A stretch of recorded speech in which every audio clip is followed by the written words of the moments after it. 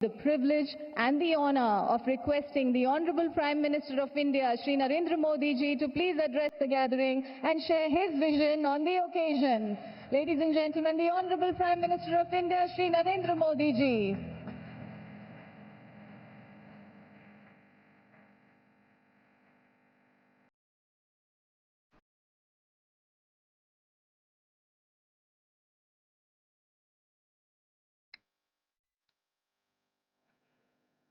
गुजरात की गवर्नर श्री आचार्य देवव्रत जी, गुजरात के मुख्यमंत्री श्रीमान भूपेंद्र भाई पटेल, आंध्र प्रदेश के मुख्यमंत्री श्रीमान चंद्रबाबू नायडू जी, राजस्थान के मुख्यमंत्री श्रीमान भजनलाल शर्मा जी, मध्य प्रदेश के मुख्यमंत्री श्रीमान मोहन यादव जी, छत्तीसगढ़ के मुख्यमंत्री जी भी यहां देख रहा हूं मैं, गोवा के मुख्यमंत्री दिखाई दे रहे हैं और कई राज्यों के ऊर्जा मंत्री भी मुझे नजर आ रहे हैं। उसी प्रकार से विदेश के मेहमान, जर्मनी की इकोनॉमिक कोऑपरेशन मिनिस्टर, डेनमार्क के इंडस्ट्री बिजनेस मिनिस्टर, मंत्रिमंडल के मेरे साथी प्रहलाद जोशी, श्रीपद नाइक जी और दुनिया के कई देशों से आए हुए सभी डेलीगेट्स, देवी और सज्जनों, दुनिया के अनेक देशों से पधारे हुए सभी साथियों का वेलकम करता हूं, उनका अभिनंदन करता हूं। ये री इन्वेस्ट कॉन्फ्रेंस का 4th एडिशन है। मुझे पूरा विश्वास है आने वाले 3 दिनों तक यहां एनर्जी के फ्यूचर, टेक्नोलॉजी और पॉलिसीज पर सीरियस डिस्कशन होगा। यहां हमारे सीनियर मोस्ट सारे चीफ मिनिस्टर्स भी हमारे बीच हैं। उनका अपना भी इस क्षेत्र में बहुत अनुभव है। इन चर्चाओं में हमें उनका भी मूल्यवान मार्गदर्शन मिलने वाला है। इस कॉन्फ्रेंस से हम जो एक दूसरे से सीखेंगे वो पूरी ह्यूमैनिटी की भलाई के काम आएगा। मेरी शुभकामनाएं आप सबके साथ हैं। फ्रेंड्स, आप सभी जानते हैं कि भारत की जनता ने 60 साल बाद लगातार किसी सरकार को 3rd टर्म दिया है।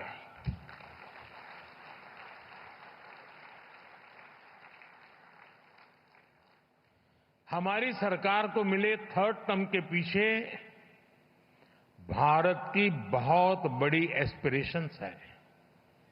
आज 140 करोड़ भारतवासियों को भरोसा है, भारत के युवाओं को भरोसा है, भारत की महिलाओं को भरोसा है कि उनकी एस्पिरेशंस को पिछले 10 साल में जो पंख लगे हैं वो इस 3rd टर्म में एक नई उड़ान भरेंगे।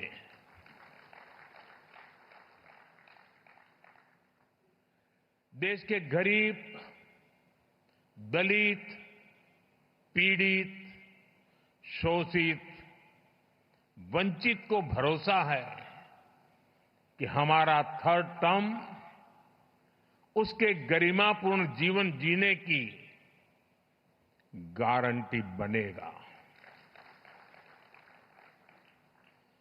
140 करोड़ भारतीय भारत को तेजी से टॉप 3 इकोनॉमीज में पहुंचाने का संकल्प लेकर काम कर रहे हैं। इसलिए आज का ये इवेंट आइसोलेटेड इवेंट नहीं है, एक बड़े विजन, एक बड़े मिशन का हिस्सा है। ये 2047 तक भारत को डेवलप्ड नेशन बनाने के हमारे एक्शन प्लान का हिस्सा है। और हम ये कैसे कर रहे हैं, इसका ट्रेलर थर्ड टर्म के हमारे पहले 100 डेज 100 दिनों के फैसलों में दिखता है।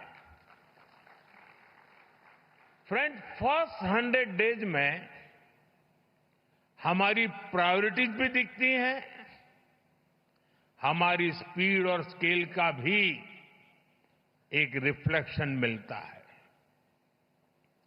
इस दौरान हमने हर उस सेक्टर और हर उस फैक्टर को एड्रेस किया है जो भारत के तेज विकास के लिए जरूरी है। इन 100 दिनों में फिजिकल और सोशल इंफ्रास्ट्रक्चर के विस्तार के लिए अनेक महत्वपूर्ण फैसले लिए गए हैं। हमारे विदेशी अतिथियों को ये जानकर हैरानी होगी कि भारत में हम 700 मिलियन यानी 7 करोड़ घर बना रहे हैं। ये दुनिया के कई देशों की आबादी से भी ज्यादा है। सरकार के पिछले 2 टर्म में हमने इसमें से 400 मिलियन यानी 4 करोड़ घर बना चुके हैं और तीसरे टर्म में हमारी सरकार ने 300 मिलियन यानी 3 करोड़ नए घर बनाने का काम शुरू भी कर दिया है। बीते 100 दिनों में भारत में 12 नए इंडस्ट्रियल सिटीज बनाने का फैसला किया गया है। बीते 100 दिनों में 8 high speed road corridor projects approve किए गए हैं। बीते 100 दिनों में 15 से ज्यादा नई made in India semi high speed Vande Bharat train launch की गई है। हमने रिसर्च को प्रमोट करने के लिए भी 1 ट्रिलियन रुपीस का रिसर्च फंड बनाया है। हमने इलेक्ट्रिक मोबिलिटी को बढ़ावा देने के लिए भी अनेक इनिशिएटिव्स अनाउंस किए हैं। हमारा लक्ष्य हाई परफॉर्मेंस बायो मैन्युफैक्चरिंग को बढ़ावा देने का है और ये भविष्य इसी से जुड़ा रहने वाला है। इसके लिए बायो E3 पॉलिसी को भी मंजूरी दी गई है। साथियों, बीते 100 डेज में ग्रीन एनर्जी के लिए भी कई बड़े फैसले लिए गए हैं। हमें ऑफशोर विंड एनर्जी प्रोजेक्ट्स के लिए वायबिलिटी गैप फंडिंग स्कीम की शुरुआत की गई है। इस पर हम 7,000 करोड़ रुपीस से ज्यादा खर्च करने जाते हैं। भारत आने वाले समय में 31,000 मेगावाट हाइड्रो पावर जनरेट करने के लिए भी काम कर रहा है। इसके लिए 12,000 करोड़ रुपए से अधिक अप्रूव किए गए हैं। साथियों, भारत की डायवर्सिटी, भारत की स्केल, भारत की कैपेसिटी, भारत का पोटेंशियल, भारत की परफॉर्मेंस, ये सब यूनिक है। इसलिए मैं कहता हूं, Indian solutions for global application. इस बात